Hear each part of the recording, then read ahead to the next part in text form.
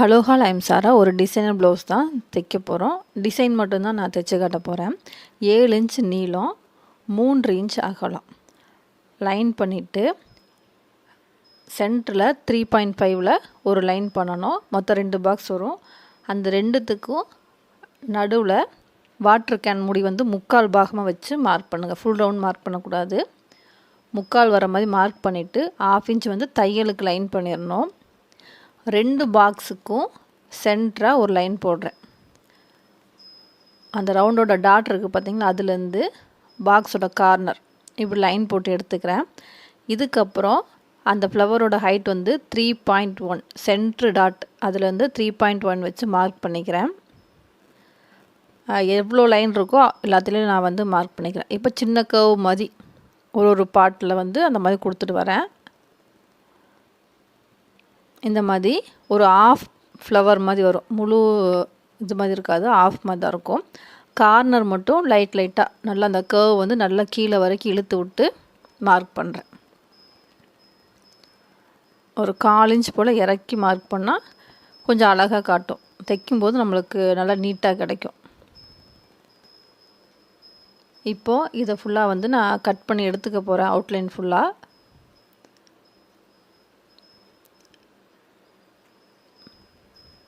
தைச்சு முடித்த ப்ளவுஸில் வந்து இந்த மாதிரி டிசைன் பண்ணலாம். எந்த ஒரு டைரெக்டாக இப்போ ஸ்லீவில் கட் பண்ணி தைக்கணுமா கிடையாது.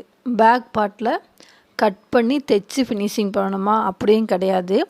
நீங்கள் ஒரு ப்ளவுஸை வந்து ஃபுல்லாக நீங்கள் ஃபினிஷ் பண்ணி நீங்கள் போட்டிங்க, ஆனாலும் ப்ளைனாக இருந்த மாதிரி இருக்குது, ஏதாவது ஒரு டிசைன் பண்ணணும் அப்படின்னா இந்த மெத்தட் வந்து உங்களுக்கு ரொம்ப யூஸ்ஃபுல்லாக இருக்கும். டைரெக்டாக ஒரு கிளாத்தில் தைச்சு அப்படியே பேட்ச் ஒர்க் மாதிரி, அதுக்கப்புறம் நம்ம பீட்ஸ் வச்சு லைட்டாக ஒர்க் பண்ணோன்னா நீட்டாக இருக்கும். இப்போது அவுட்லைன் ஃபுல்லாகவே நான் கட் பண்ணிட்டேன். இப்போ இந்த கார்னர் இந்த லாஸ்ட்டில் இருக்குல்ல, இதையும் லைட்டாக கர்வ் மாதிரி இழுத்து விட்டுட்டு 2 பக்கமுமே கட் பண்ண போகிறேன்.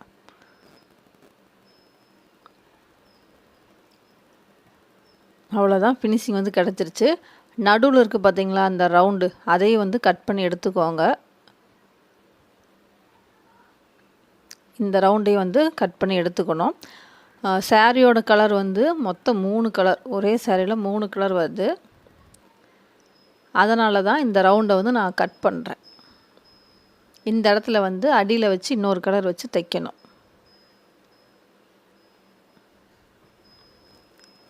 உங்களுக்கு டபுள் கலர்னால் ஃபுல்லாகவே தைச்சிட்டு த்ரெட்டில் வச்சு லைனாக போட்டிங்கன்னா நீட்டாக இருக்கும். இப்போ வந்து ஸ்லீவ் நான் வந்து ரெடி பண்ணிட்டேன். கீழே எல்லாமே ஓரங்கள்லாம் அடித்து திருப்பி எடுத்தாச்சு. சென்ட்ரு வந்து கரெக்டாக மார்க் பண்ணி எடுத்திருக்கேன். லைனிங்லேயும் மெயின் ஃபேப்ரிக்லேயும். சாரியோட கலர் வந்து மொத்தம் 3 கலர்னு சொல்லியிருந்தேன். அதில் வந்து ஒரு கலர் வந்து ப்ளூ, இன்னொரு கலர் வந்து வெந்தய கலர் மாதிரி. இந்த ப்ளூ வந்து சாரியோட கீழே பார்டரில் இருந்துச்சு. பார்டர் வந்து சின்ன பார்டர் தான், அதை வந்து நான் 2ஆக ஜாயின் பண்ணி தைச்சிருக்கேன். இந்த ஃப்ளவருக்கு கரெக்டாக இருக்குது. இந்த மாதிரி 2 பீஸ் எடுத்திருக்கேன். ஜாயின் பீஸ் தான் இது. சாரி வந்து இந்த மாதிரி ஒரு மாதிரி வெந்தய கலர். இப்போ இந்த ப்ளவுஸோட ஸ்லீவ் காட்டுறேன் பாருங்கள். ஒரு சைடு சாய்க்கும்போது அந்த கலர் வந்து தெரியுது, ரொம்ப வெந்தய கலர் மாதிரி. இன்னொரு பக்கம் காட்டும்போது ப்ளூ கலர். இந்த மாதிரி 3 கலரில் இருக்குது. சாரி வந்து ஒரு மாதிரி கிரே மாதிரி இல்லை, அது ஒரு மாதிரி கலரில் இருக்குது. இப்போது இந்த 2 கலரையும் ஸ்லீவ்லேயும் ப்ளவுஸோட பேக் பார்ட்லேயும் வச்சு நம்ம தைக்க போகிறோம். ஆல்ரெடி வந்து ஜாயின் பண்ணியிருக்கேன். எங்கிட்ட இப்போதைக்கு கேன்வாஸ் இல்லை, அதனால் நான் லைனிங் கிளாத்தை வந்து அடியில் பேஸ் மாதிரி வச்சு தைக்க போகிறேன். லைனிங் கிளாத்தில் ஃபுல்லாக அவுட்லைன் வந்து நான் மார்க் பண்ணி எடுத்துக்கிறேன். நீங்கள் கேன்வாஸ் யூஸ் பண்ணால் இன்னும் பெஸ்ட்டாக நீட்டாக கிடைக்கும். என்கிட்ட இல்லை இப்போதைக்கு, நான் போய் வாங்க முடியல. அதனால் நான் லைனிங் கிளாத்தே வச்சு நான் தைக்கிறேன். அவுட்லைன் ஃபுல்லாகவே மார்க் பண்ணி எடுத்துக்கணும். இந்த மார்க்கிங்கில் வந்து நம்ம கட் பண்ணக்கூடாது. இது வந்து கரெக்டான அளவு. இது சுற்றியும் 1/2 இன்ச் வந்து எக்ஸ்ட்ரா இருக்க மாதிரி தான் நம்ம துணி எடுத்துக்கணும். இப்போது இந்த லைனிங் ஃபேப்ரிக் அப்படியே எடுத்து மெயின் ஃபேப்ரிக்கில் வச்சுருக்கேன். மெயின் ஃபேப்ரிக்கோட ரைட் சைடு வந்து என்ன பார்த்த மாதிரி மேலே பார்த்த மாதிரி வச்சுருக்கேன். இப்போ ஃபுல்லாக அவுட்லைன் ஃபுல்லாக தைச்சு திருப்பணும். நான் வந்து ஃபுல்லாகவே எப்படி சொல்கிறது, ஃபுல்லாக அவுட்லைனிங் அடித்து தான் திருப்புறேன். அப்படியே மாதிரி பேட்ச் ஒர்க் மாதிரி வச்சு தைக்கிறேன். ஏன்னா ஸ்லீவ் வந்து ஃபுல்லாக ஃபினிஷிங் ஆயிடுச்சு. கீழே எல்லாமே மடித்து அடிச்சிட்டேன். உங்களுக்கு வேணால் நீங்கள் வேறு மெத்தடில் தைக்கிற மாதிரி இருந்தால் அது உங்கள் விருப்பம். நான் வந்து அப்படியே பேட்ச் ஒர்க் மாதிரி ஃபுல்லாக ஃபினிஷ் பண்ணி அப்படியே மேலே வச்சு தைக்கிற மாதிரி தான் எடுத்திருக்கேன். ஸ்லீவும் ஃபினிஷ் பண்ணிட்டேன். ஒரு சில பேர் வந்து கீழே வந்து ஜாயின் பண்ண மாட்டாங்க. அடித்து திருப்பிட்டு கீழே வந்து ஸ்லீவோட எட்ஜில் வச்சு தைச்சி அப்படியே திருப்பிடுவாங்க. நான் அப்படி பண்ணலை. இது வந்து ஒரு ஃபினிஷிங் ப்ளவுஸில் வந்து தைக்கிற மாதிரி ஒரு கான்செப்ட். இந்த கர்வ் வரும்போது கொஞ்சம் நிறுத்தி பொறுமையாக நீடில் இறக்கிட்டு அதுக்கப்புறம் அந்த கைடை திருப்பி தைக்கணும் லைட்டாக. அப்போ தான் அந்த கார்னர் இல்லாமல் அந்த வி மாதிரி இருக்குல்ல சின்ன சின்னதாக, அது வந்து கரெக்டாக கிடைக்கும். கேன்வாஸில் நீங்கள் தைச்சாலும் அது வேறு மெத்தடு. கேன்வாஸில் தைக்கிறது இந்த மாதிரி அடித்து எப்படி சொல்கிறது, அதுக்கு வேறு மெத்தட். அது வந்து நான் வேறு வீடியோவில் சொல்கிறேன். இப்போ வந்து நான் ஃபுல்லாகவே அவுட்லைன் ஃபுல்லாகவே நான் ட்ராயிங் பண்ணியிருக்கேன். இப்போ எக்ஸ்ட்ரா ஃபேப்ரிக் எல்லாமே வெளி பக்கத்தில் நான் கட் பண்ணுறேன். ஒரு 0.3 அளவுக்கு நான் விட்டுட்டு கட் பண்ணுறேன்.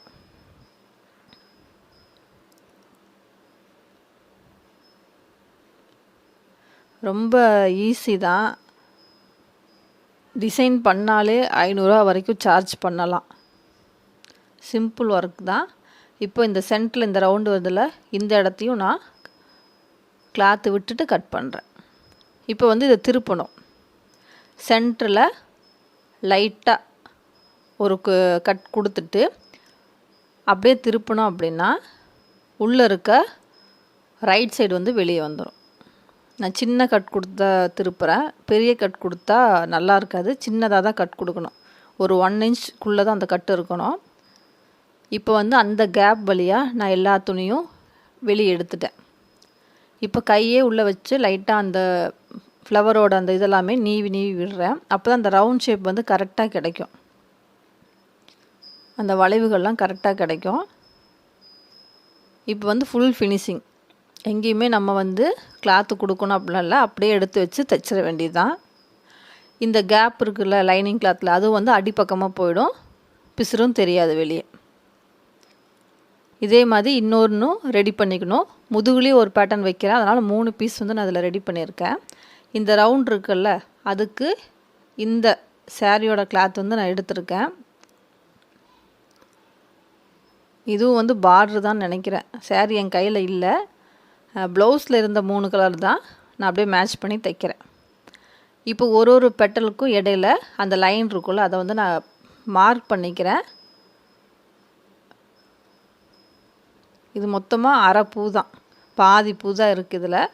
அதுக்கேற்ற மாதிரி லைன் பண்ணி மார்க் பண்ணிக்கிறேன்.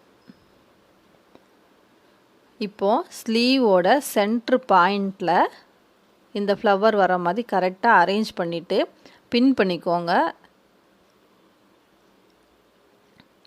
அடியில் வச்சுருக்க கிளாத்தோட பிசுறும் வெளியே தெரியக்கூடாது. இந்த மாதிரி வச்சுட்டு சுற்றி வந்து தையல் போட்டு வரணும். நான் வந்து ஆப்போசிட் கலரில் போடுறேன். ஆப்போசிட் கலர்னால் வெந்தய கலரில்.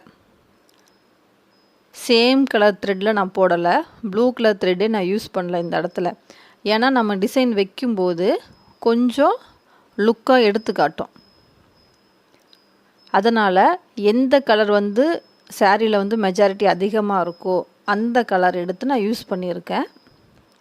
ஃபுல்லாக அவுட்லைனிங் ஃபுல்லாகவே இந்த மாதிரி தையல் போட்டு வரேன். நிறுத்தி பொறுமையாக தையல் போடணும் இந்த இடத்துல. அப்போ தான் அந்த கர்வெலாம் நல்லா ஃபினிஷிங்காக கிடைக்கும். 2 தையல் போட்டுக்கோங்க சுற்றியுமே. கொஞ்சம் டார்க்காக இருக்கும். இப்போ நான் வந்து ஒரு தையல் போட்டு ஃபுல்லாக கம்ப்ளீட் பண்ண போகிறேன்.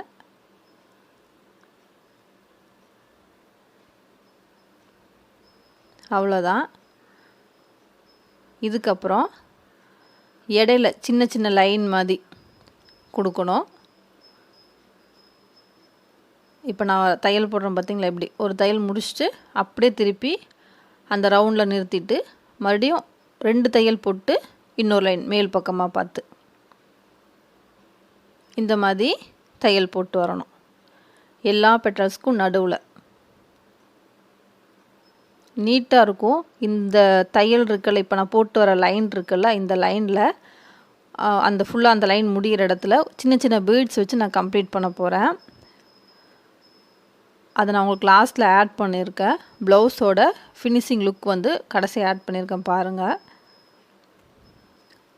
ரொம்ப ஒர்க்கெல்லாம் இதுக்கு பண்ணி லேஸ் ஒர்க்கெல்லாம் பண்ணணும்னு அவசியம் கிடையாது. சின்ன ஒர்க்கு தான், ஈஸியாக நம்மளுக்கு வேலையும் முடிஞ்சிடும்.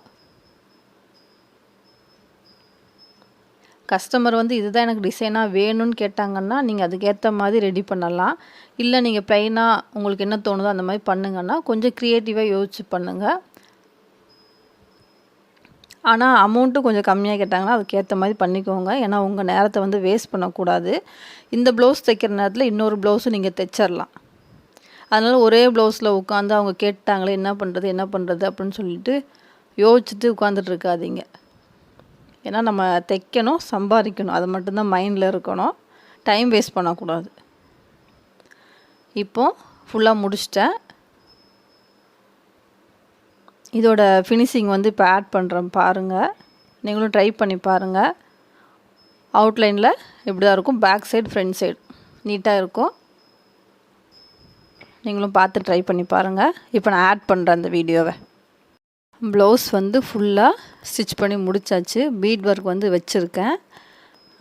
ரொம்ப லேஸெல்லாம் வச்சு கசகசன்னு தைக்கிறதுக்கு இப்படி சிம்பிளாக தைச்சா அந்த லுக்கு வந்து நல்லா எடுத்து காட்டும். அந்த டிசைனோட லுக் வந்து நெக்லைன்லாம் கரெக்டாக ஃபினிஷ் பண்ணியிருக்கேன். லேஸ் எல்லாம் வைக்கிற நெக்கில் ப்ளைனாக இருக்குது.